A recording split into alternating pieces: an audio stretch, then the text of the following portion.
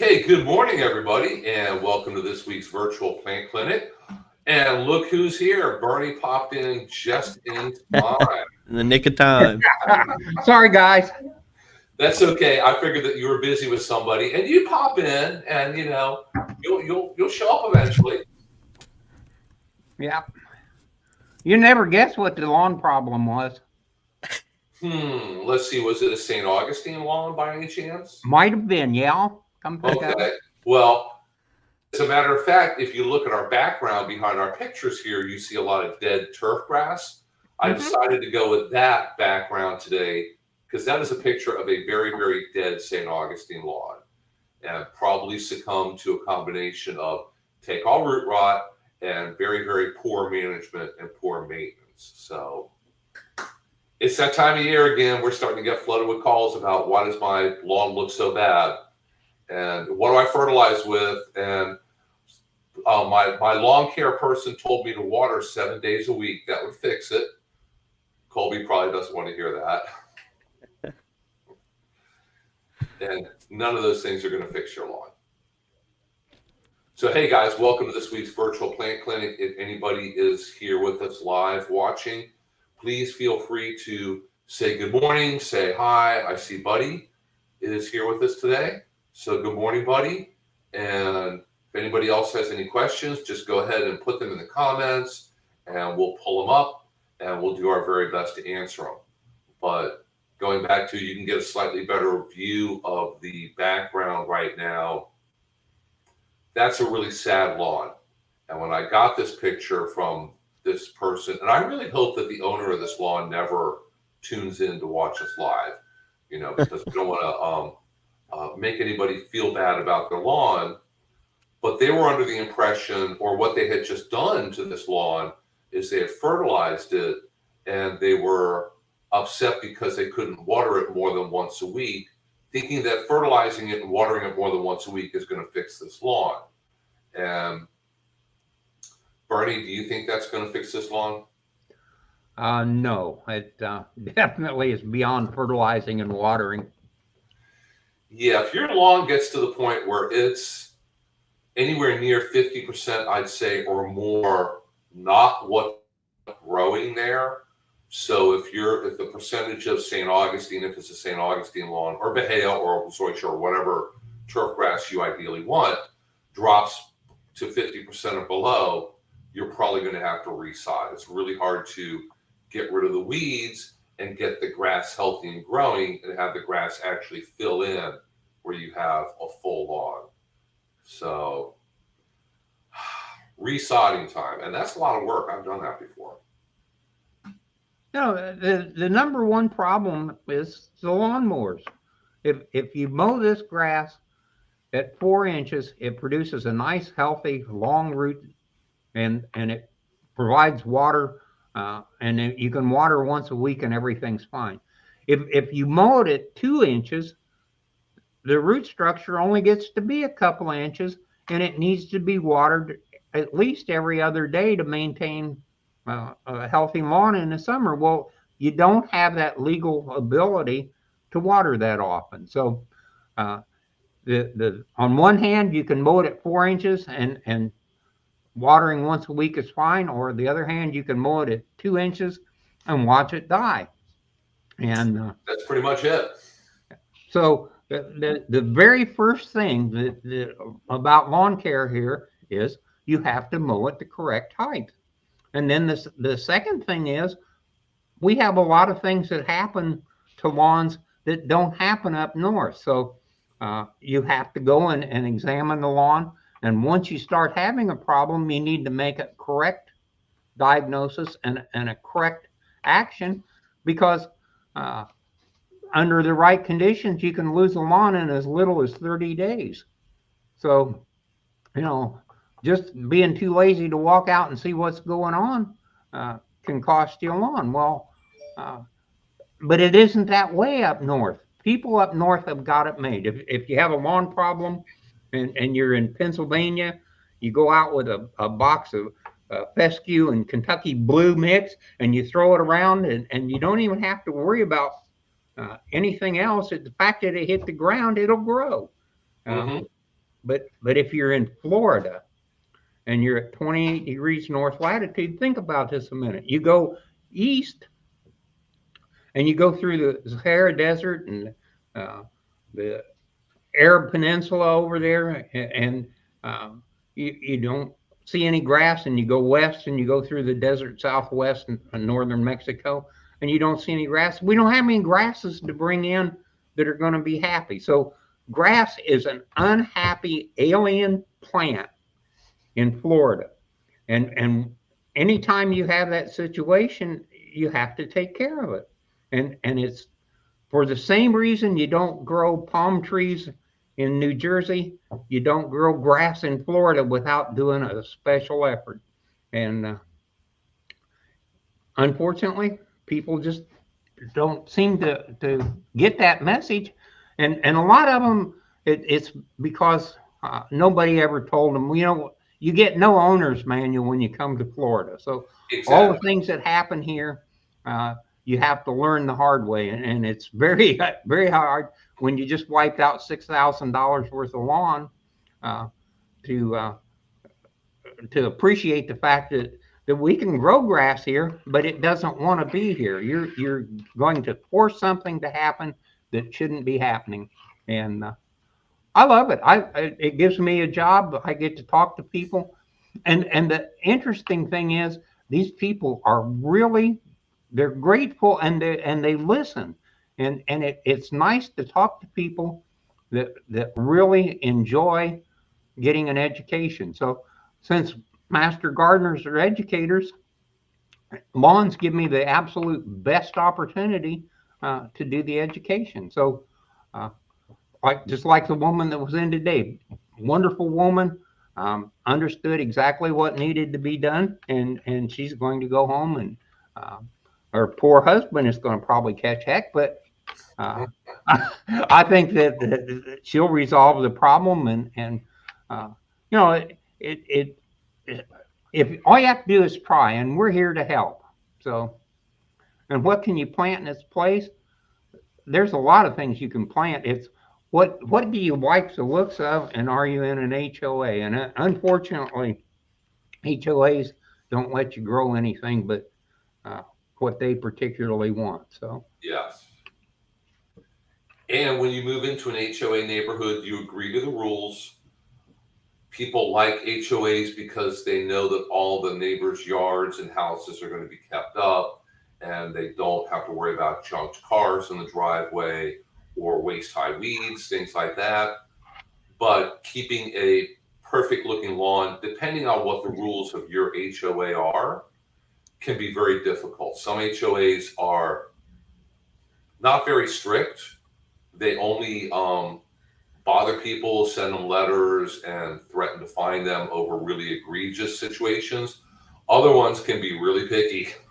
yeah, There are neighborhoods where they go around with a ruler, and your lawn, if Monday morning your lawn is a quarter inch too high, they're going to put a letter on your door. You need to cut your grass and things like that. So it varies a lot. It can be a little difficult keeping your HOA happy. Margaret, if you don't live in an HOA, I know our previous Florida Friendly Landscape Coordinator, Lily Browning, had basically a freedom lawn, and it was about half Bahia, and the other half was whatever popped up and grew. And I have pretty much the same kind of lawn here. And it really comes down to what your goal is. My goal is to not get yelled at by my wife. She said that I need to keep the grass cut so it doesn't get too long, and she doesn't want to see bare dirt. She can't tell the difference between Bahia and St. Augustine and fog fruit and anything else. It's all green to her. She said, keep the dirt covered, keep it cut, and she'll be happy. And I do that. So that's my goal. If you live in an HOA, you may have very, very different goals. So we try to figure out what your goal is a lot of times for starters and help you to get there, whatever your goal is. If you're going for that 100% absolutely perfect St. Augustine lawn and you live in Spring Hill in Hernando County, I can tell you right now it's going to be difficult. It's going to be expensive, and there's certain rules that you're going to have to follow, and your lawn service and your spray service is going to have to follow. You can do it, but it's going to be a tough hill to climb, basically. And yeah, dogs are very hard on existing lawns. We've had huskies, and huskies get the zoomies, and they'll go out in the yard and they start going in circles, and they'll definitely put a beating on your turf grass. I'm not sure if Teresa is with us today or not. If she is, if she could look up ground covers, Yeah, University has a ton of information on that. the there's a few IPIS articles on alternate ground covers, and then like once you find a ground cover that you're interested in, if you like the look of it, if you check out the Florida Friendly Landscaping Plant Guide, the ones that they recommend I think are all in there, and off of that, it actually looks a little different now, and I need because I don't know if you guys have the new ones yet. But they do have all of the. It tells you, plant hardiness zone, salt tolerance, sunshade, what have you, all like the various, stats and properties of each plant. Those will be in that plant guide. So, well, once you find something you like, you can kind of test it or like look at it and see how it compares to the conditions at your location. Mm-hmm. I really like Teresa is here with us today. She put a link up to University of Florida fact sheet on different ground covers.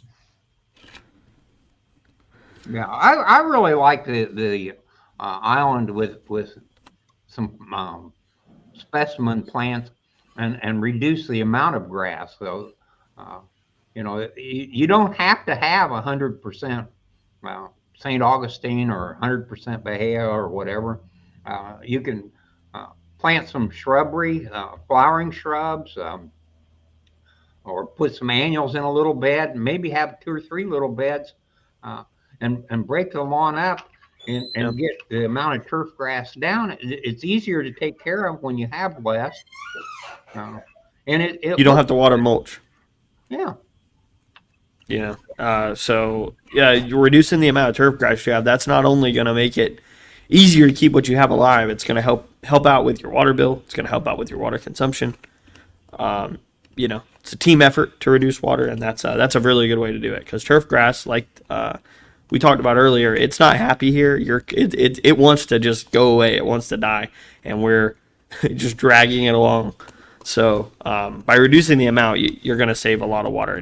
Turf grass by nature just needs a lot of water compared to other plants. So probably the saddest part of the whole thing is that so many of the people that are commercially taking care of lawns do not understand the very simplest things in lawn maintenance. If you throw chemicals down 12 times a year because it allows you to charge for spraying chemicals 12 times a year, that's not lawn maintenance. That's charging for 12 times a year, and it borders on being the absolute worst thing you could do for the homeowner. So somebody needs to know, and generally in a homeowner situation where the HOA is forcing things to happen, the HOA will go out and get the lowest bid for mowing, and the guy will come in and he'll cut it at 2 inches or whatever. He's bringing in the weed seeds that were on the mower from the last place he mowed, and he has no desire to do anything because he's the cheapest guy, and as soon as he gets a better job, he's not going to be doing this anyway. So every unemployed person with a pickup truck in the county tends to get a mower and go into the lawn care business, it seems. Yeah. And it's very sad because it doesn't do those people any real good, and it doesn't do the customers any good at all. And the big commercial guys, they hire a minimum wage person to go out and spray, and they tell them spray what's on your truck today, and next week we'll have a different spray, and those people are not lawn care experts. So if you do it like a golf course does, you get somebody that's a professional, and professional comes by and they look at the lawn and they say, today we need to do this. And they come by tomorrow, and tomorrow they say, hey, we need to do this. And it costs you a ton of money. And the truth is, lawns in uh, the warm grass areas are expensive because there are very few warm season grasses, and for the most part, they really don't want to be growing in warm season. I love the story about St. Augustine grass here. St. Augustine grass was found growing in a monastery in St. Augustine, Florida. Oh, They don't know what the original history of the grass is, but it was growing. And my God, and it looks nice. yeah, it's the only wild grass that we found in Florida that made a lawn. And the next thing you know, it's one of our biggest commercial grasses for the warmer areas. And and it's an unknown history grass. We all we know is that it started at a monastery. The monks brought it in from someplace, and that's great. So, uh, and of course the Floratam variety, the name Floratam comes from Florida and Texas A&M. So uh, they did a lot of research. The government spent a lot of money because the Golf Association uh, was really pushing to get grasses that would make nice golf courses. Well, now we have nice golf courses, and the golf courses have a pro that takes care of them, and we have homeowners that move here from up north, have no clues, and count on people to take care of their lawns that probably moved here from up north and have no clue either. So uh, I recommend that you go spend a few minutes with somebody in an extension office, get the story. We'll give you all the pamphlets on your particular type of grass, and we'll give you the background, and we'll tell you what needs to be done. We'll give you enough education that these people will have a hard time taking advantage of you. Glad to do that. I love it. That's why I'm here. I enjoy discussing lawns. I've learned about them. I think they're a wonderful thing. Shouldn't even be in Florida. I'd just soon have chickens in the front yard, but the HOAs won't go along with that. So. To touch Enforcement might take issue with that. Yeah. to touch on the HOA thing, if you live in an HOA and you're unsure, a big thing, just go ask. Go find your community manager, find the whoever is the chief over there, and talk to him. Say, hey, can I plant this? I need, and ask them to tell you specifically what you can and can't plant. Okay. And because in my experience, I've been really surprised that a lot of people I've talked to that were asking about, I don't want St. Augustine grass. I don't want turf at all. I want something else. And I've told them, hey, like, just talk to your HOA, find out. And they've come back and say, no, they said I didn't have to have grass specifically. It just has to be green. It just has to have, the bare dirt covered, which, funny enough, that's a code. I think you're not supposed to have bare dirt in the county at all. I think I'd have to look that one up, but regardless, I'm not sure. Well, bare dirt, so it's for erosion. Yeah. But still, go ask, because you may be pleasantly surprised that you don't have to have turf grass, even if you are in an HOA. Or you may be able to cut back on the number of square feet of turf grass that you have. And we've worked with at least one neighborhood that was having problems with major die-off of St. Augustine lawns. They were having to replace the lawns. And some of these homes had big yards, and the whole front yard was nothing but St. Augustine grass. Many, many pallets worth. And to replace that much grass is very, very expensive. But what they did was they started expanding on the size of the planting spots. And you don't have to fill it with high maintenance plants and be out there pulling weeds every day. You can put a large bed in, several shrubs, a tree, have it kind of keep it minimal, keep it low maintenance, but that takes up more space, so that your grass takes up less space. So when you have problems with the grass, you're not having to replace nearly as much.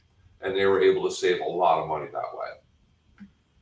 I'll tell you, I think flowering trees in the front yard are very pretty. The thing about flowering trees is, for the most part, they tend to be smaller trees, so they don't grow out of scale in your front yard. Magnolias do, but most of the plants don't. Redbud or uh, the Chickasaw plums or some of those, and some of the varieties of crepe myrtle, are 18, 20-foot trees, and that's as tall as they're going to get.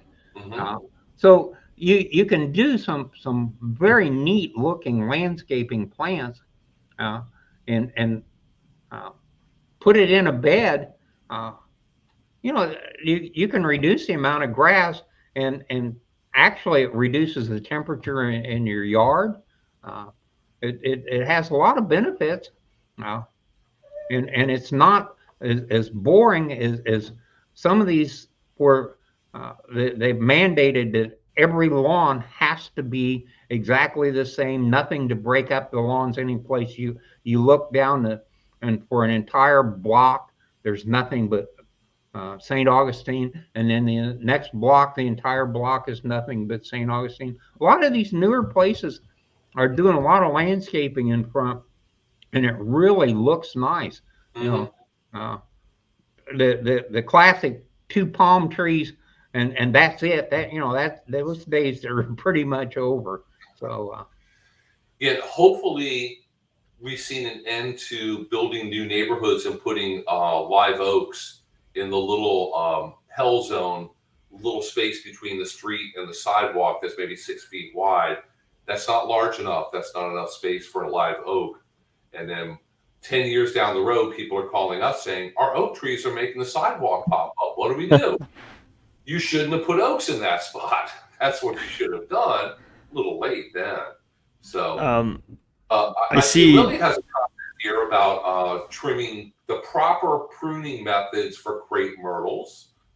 So, I don't know what department over there is doing that. I wonder if it's I had like nothing to do with it either. So I wonder if there's kids in detention. Once again, I'm no longer a resident of Sumter County. I live in Hernando County. Now, I would guess that if it was the ag department that was doing it, they probably wouldn't have done that. Those folks are pretty knowledgeable over there. But those might be kids in detention or something. They're doing it as punishment. I have no idea. That's terrible. So put kids in detention and make them go out there and prune the crepe myrtles. I didn't spend a whole lot of time in detention, but when I was in detention, I know we cleaned the lunchroom a couple times, so they'll make you do stuff. I know that.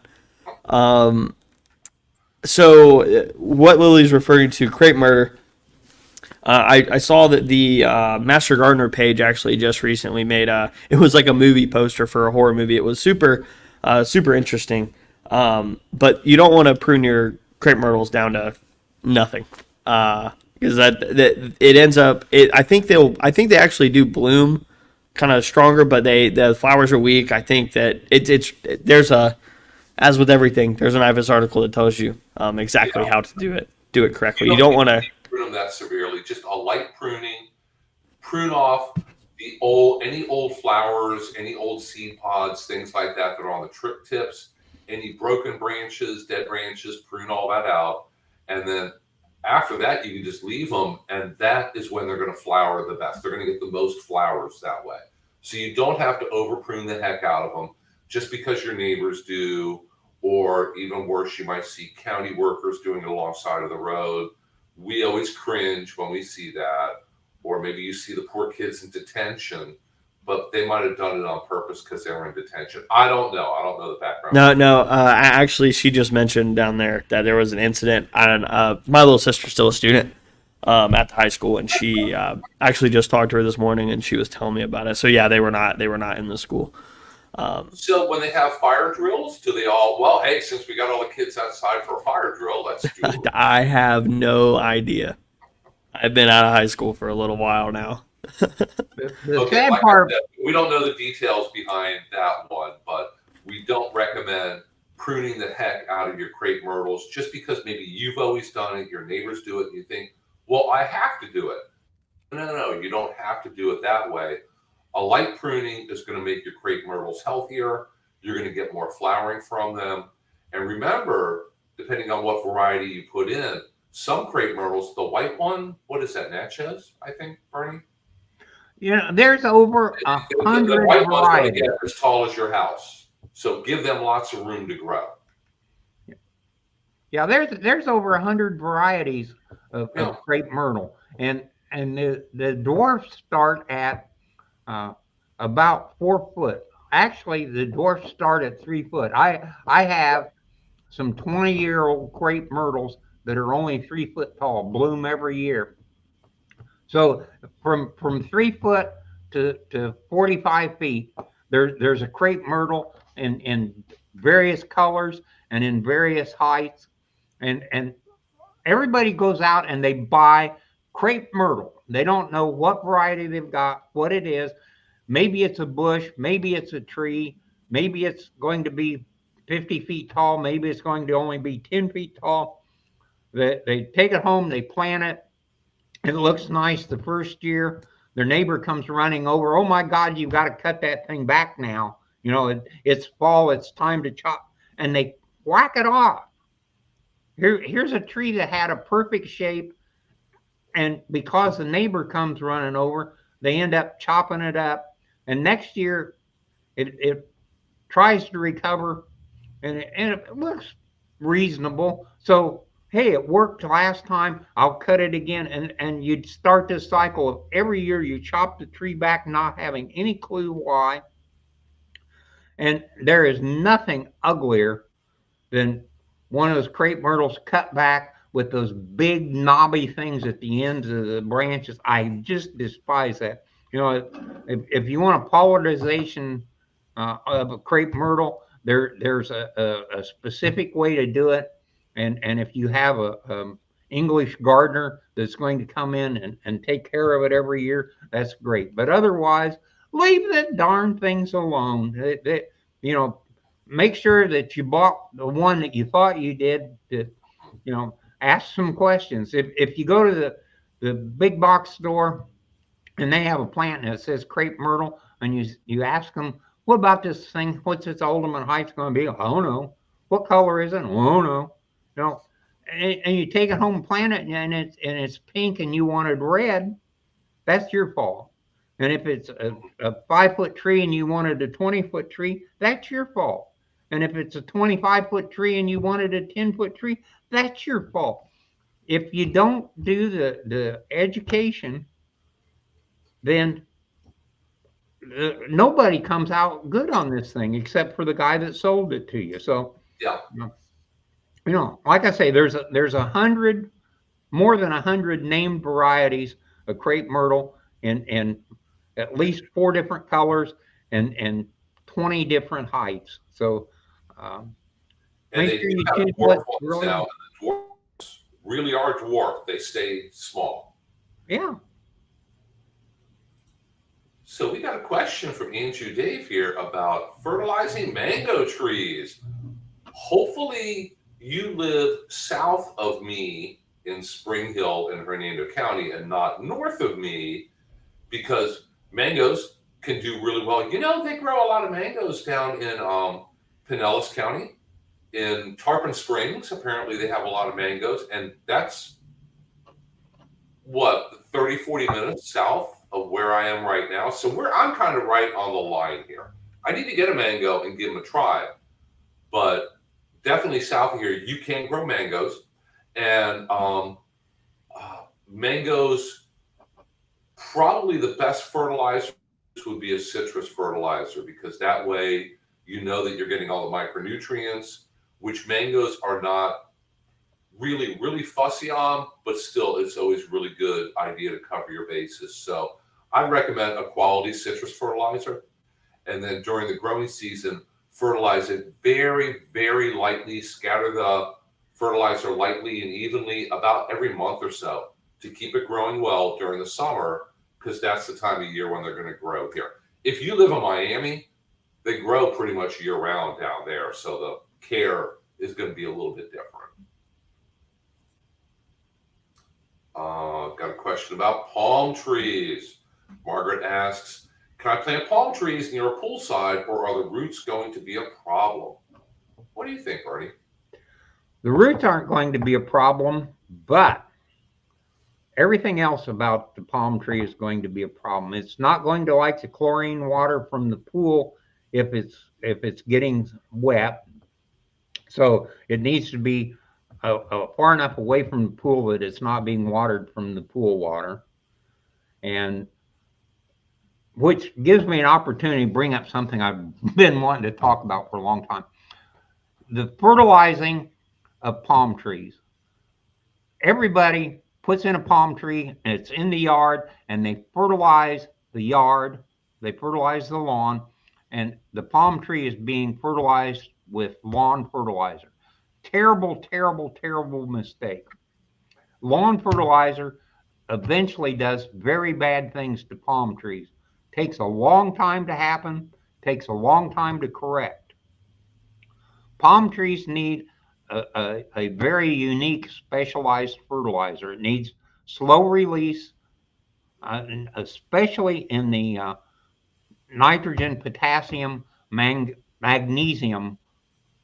All three need to be pretty much uniform throughout the growing season. So that means that you need slow release. If you just use lawn fertilizer, it takes all the nitrogen immediately, goes into super grow mode, then it runs out of potassium and magnesium, and the leaves start to turn yellow. It gets some deficiencies, and that's not good for the plant. Eventually, it's very bad for the plant. So if you put palm trees in and they're in the landscape, don't use the lawn fertilizer around the palm trees. Use palm fertilizer and let that take care of the grass. Palm fertilizer is a super great fertilizer. It will actually do a better job for your lawn than the lawn fertilizer, but it costs like 3 times as much money. Yeah, so, it gets a little expensive to do the whole yard with it. So use the palm fertilizer around the palm trees. Don't use the lawn fertilizer. And if you put your palm tree by the pool, that's in itself is not going to be a problem. The roots are not destructive on palm trees, but the fertilization, the care of the tree becomes critical. You need to make sure that it is fertilized with the right fertilizer, and that if you start developing any problems, that you get them taken care of. It's kind of an interesting thing. Palm trees have very few actual diseases. There's about 3 fungal diseases that attack palm trees, a bacterial disease that attacks palm trees, and an insect that attacks palm trees. Those 5 things, pretty much are all the actual diseases that palms get. All of them are fatal. So, if you actually get a disease, you're going to lose your palm tree. But the nutritional problems are tremendous on palm trees. Almost always, if you start having problems with the palms, it's nutritional, and it goes back to fertilizing it incorrect. You don't just throw Epsom salts on the ground to give it magnesium. You don't use lawn fertilizer. You don't use 10-10-10. You use a specialized fertilizer if you want to take care of the plant. So, if you've got $100 palm, you're probably going to cry when you find out it costs $50 for a bag of fertilizer. But a bag of fertilizer will take care of that palm for 3-4 years. Yeah, it goes a long way. It goes a long time. But if you've got one of those $2,500 or $3,000 or $10,000 palm trees, which there are a lot of them around anymore, you really should be taking good care of it. It's you feed your dog the best food you can, feed your tree the best thing you can, and you get a lot better happiness and better life out of all of them. So I really don't care about your palm tree as much as I do your dog, though. So give your dog something really good. So Aunt Dave with the mango tree lives in Tavares. Tavares is probably also on the line for mangoes, but she said it's produced fruit, so that's great. Just have to keep those mangoes from freezing during the winters when we have really bad freezes. And she's also growing seeds of beans, coriander, and hot peppers, but the coriander or cilantro have not seen any green leaves, but the pepper and fenugreek are doing great. Coriander or cilantro, you need to grow during the winter. So planting it right now is probably a little bit too late. It likes the cool weather, so you would plant it normally September or October. Definitely by you're safe. It's, things have generally cooled off, and grow it all winter long. So cilantro, dill, parsley, and fennel. If anybody grows fennel, kind of an odd vegetable or herb or whichever it is, those all like cool weather. You have to grow them during the winter, and they're all pretty much finishing up right about now. I have a huge dill plant, a couple dill plants out in the garden. I need to go out there and use it and harvest it, because it's going to be gone soon. It's going to be burning up as the temperature warms up, but they grow great during the winter. A dill is really, really easy. You only need a few plants. I mean, you can only use just so much dill. There are a lot of microclimates in the Tiberias area. She can probably get by growing a lot of things. Basically, she's 10 degrees warmer than we are. So, a lot of lakes over there also. So if you're near a lake in Lake County, that's how it got its name. If you ever look at a map, there's lots of blue circles over there. That helps to keep things a little bit warmer on a really cold winter night too. So Margaret says she has one more question. Passion fruit vine in the landscape, pros and cons. I think it's a great plan. So do I. One pro is if you plant the right variety of passion vine, and the native one, the maypop, I believe, the purple and white one, is a host plant for Gulf fritillaries and zebra longwings, and one or two other butterflies you don't see nearly as often on them. So if you have a lot of passion vines and you let the caterpillars eat the heck out of them, you will have lots of butterflies through the whole second half of summer, guaranteed. I do every year. I'm trying to grow it up a palm tree, and my neighbors have some just on the other side of the fence, but passion vine grows like a weed underground and spreads. So I always have lots of butterflies. Yeah, I had the caterpillars take out about 7 feet of passion vine basically in 2 days. I couldn't believe how quick it disappears. So that is a great butterfly plant, and it is a good producer. I love the purple one. The red one is not very good for butterflies. They don't seem to have anything to do with it at all. But the purple one, you'll have caterpillars, and if you've got some place you can just plant it and let it vine a fence or a trellis or anything, it's a great plant. And if they don't nail it real quick, it can get to be 25, 30-foot vine. So and they flower. The flowers are beautiful. You can get fruit off of them. Mine only set a few fruit every summer, but I'm not really growing it for fruit production, so it doesn't really matter to me. It needs a lot of phosphorus if you're going to do the fruit. So use a bloom buster fertilizer if you actually want to produce fruit. Yeah, and there are they do raise passion fruit commercially, mostly in South Florida down at Homestead, but you can grow it as far north as Ocala. Up with Marion County Extension, there's an extension agent up there who's an expert on it. I have to have him come do a class about passion vine and passion fruit. He knows much more about growing it for the fruit than I do. I just grow it for the flowers and for the caterpillars. And Andrew Dave says, yes, she lives in Tiberias and her backyard has tons of trees, which also help to keep things a little bit warmer underneath. So on a cold night, Trees will help to hold in the heat from the soil and keep you just a couple degrees warmer, so things won't freeze quite as badly. So hey, if anybody has any questions, please feel free to go ahead and put them in the chat. Let me start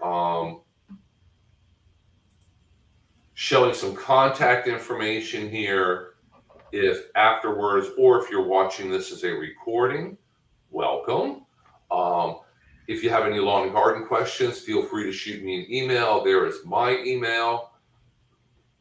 If you would like to contact Bernie, Bernie is at our office pretty much every Thursday, and there is a phone number. If you were to call as soon as we get done here, Teresa would answer the phone and she'd transfer you back to Bernie. So this is all a team effort here. We all work together. Let's see, let's scroll down to Colby here. Colby has an email also, but it's a Hernando County email, and they're really long and really hard to remember with all the .us's and FL's and it just confuses me. So to make it shorter and easier, if you go to his link tree, that's going to have links to your Facebook page also, and ways to contact. Yeah, all the social medias that I run are there. I think there's actually even a link that you can click on to send me an email. And any of the current events I have going on. So right now, what's up there is our rain barrel and compost bin workshop. That'll be held on the 22nd. Spots, if you're interested in that, it's filling up kind of quickly. I'm actually a little surprised, but it'll be.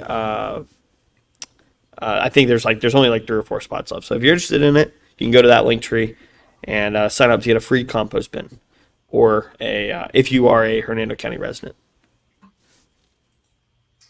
Can't beat free. Mm-mm. Yeah, one of the things that people need to be doing now is weed control. This is going to be one of the worst weed seasons people have seen in years, and if you go out and spray some weed killer now, it's a little late for the pre-emergent. We've had enough warm weather that the weeds have germinated. I went out and mowed the yard yesterday. I don't think I hit any grass at all. The grass had never grown. But man, did I mow a ton of weeds. And they grow fast. They do. And this is the time. If you wait until they get any bigger, they're harder to control. So get out there and those, especially the backyards. Nobody seems to care much about their backyard, so they let the backyard go and they keep the front yard really nice. Well, now all these weed seeds are going to blow in your front yard, so don't let the plants go to seed and it's probably late. A lot of those things are flowering, but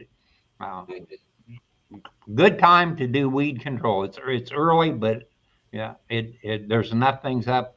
It's time to start spraying. Yeah, I've been getting emails for weed identification. What do I use? And it's just another important reason why you need to manage your lawn correctly, especially with St. Augustine lawns. If you cut that grass really tall, it will help shade out and suppress a certain amount of the weeds. You may still get some weeds, but you're not going to get nearly as many. So if you look at our background picture here of this, what used to be a St. Augustine lawn, which is now half bare dirt, half, dead residue of this and that. If I knew what their address was, I'd probably go by and at least do a drive-by and get a picture of what it looks like now. That's got to be packed full of weeds because there's no grass. And if you have just bare dirt here in Florida, it doesn't stay bare for long. You will get weeds.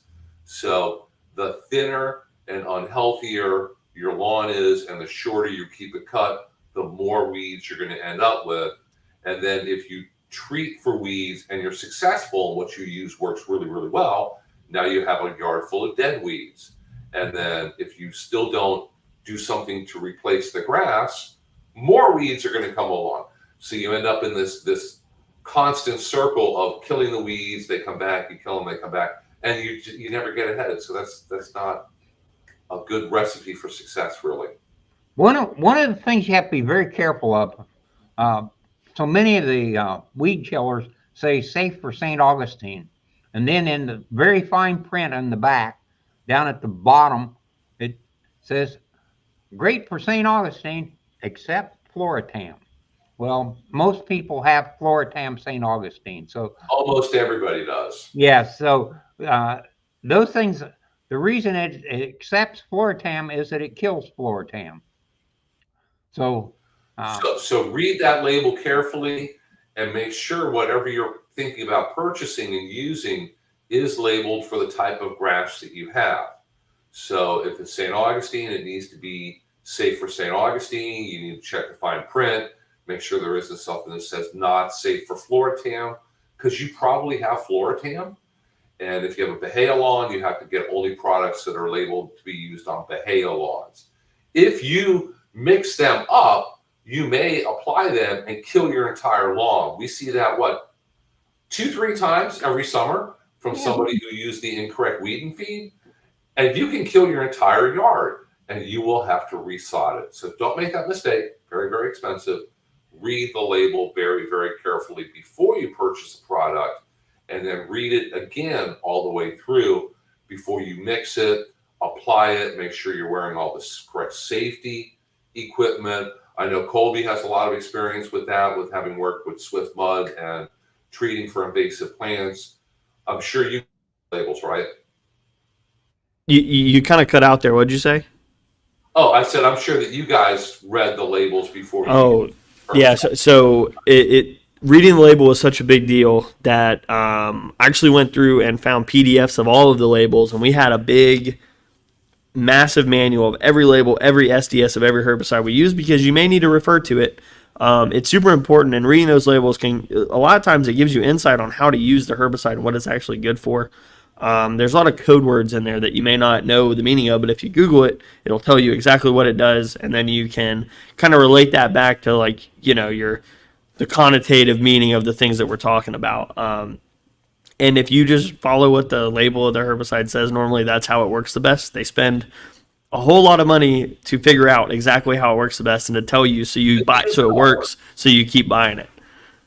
yeah, one of the products that really works good on St. Augustine is MSM.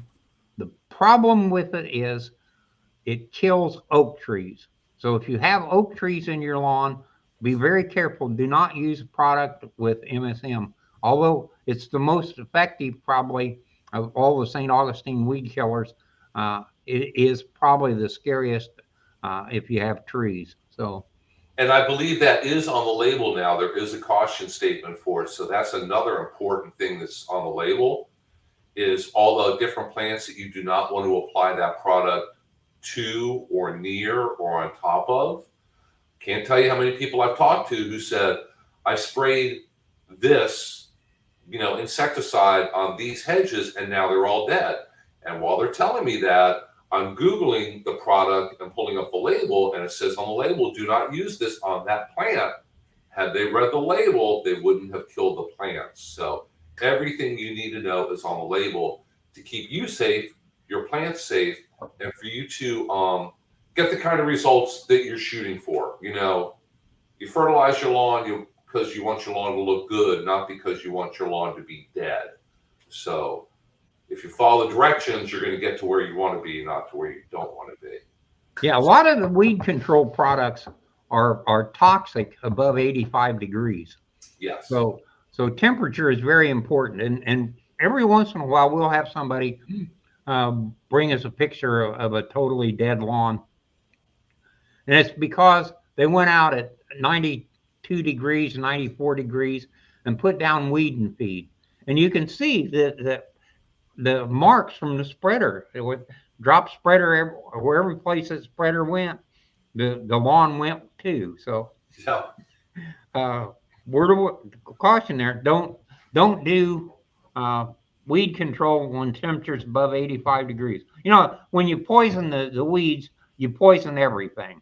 The poison doesn't just go to the weeds; it also falls on the grass, and the grass pretty much has the ability to metabolize that particular chemistry. But it can't once it gets above 85 degrees. So you're poisoning everything, and you actually show it once you get above 85. So that's very, very critical. Please don't kill your lawn completely from that. Yes, we don't want to see more pictures of dead lawns. And all the information on temperature restrictions is in the label also. So just another reason to read the entire label all the way through. We need to wrap it up in just a moment or two here. So if anybody has any last minute questions or comments, if you want to toss them in really quickly, let me go over and check my calendar. Oh, I will not be here next week. So are you guys able to handle it on your own? I think we got it.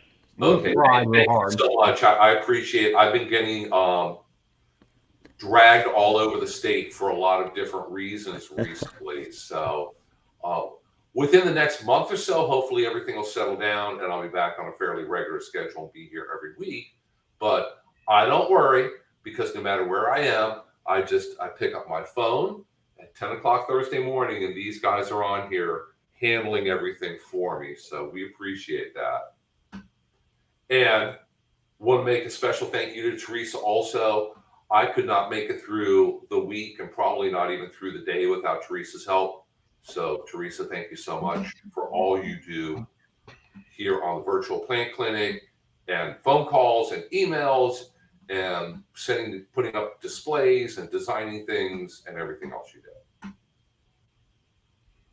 So one last comment here. Anne-Marie is getting ready to put plants in the ground. Busy time of year here. Yeah, it's a busy time of year here also for us. Lots of questions, lots of things going on, lots of fairs and festivals and everything. Thank you so much. Can't wait for the veggies. I can't wait either. I did actually plant something on time about a week ago. I got a bunch of green beans and yellow, the big flat potted pole beans planted in my garden that are coming up. And if I get out there and water them today and keep them watered, they'll keep coming up and doing well. So hopefully I'll be able to share pictures of a bumper crop of green beans with everybody in the not too distant future. And Teresa, thanks again. So, hey guys, I think that we're going to wrap it up here. So we will be back next week, next Thursday at 10 a.m. Thank you all so much for tuning in with your questions, comments, everything else. And thank you to everybody who watches this, the recorded version.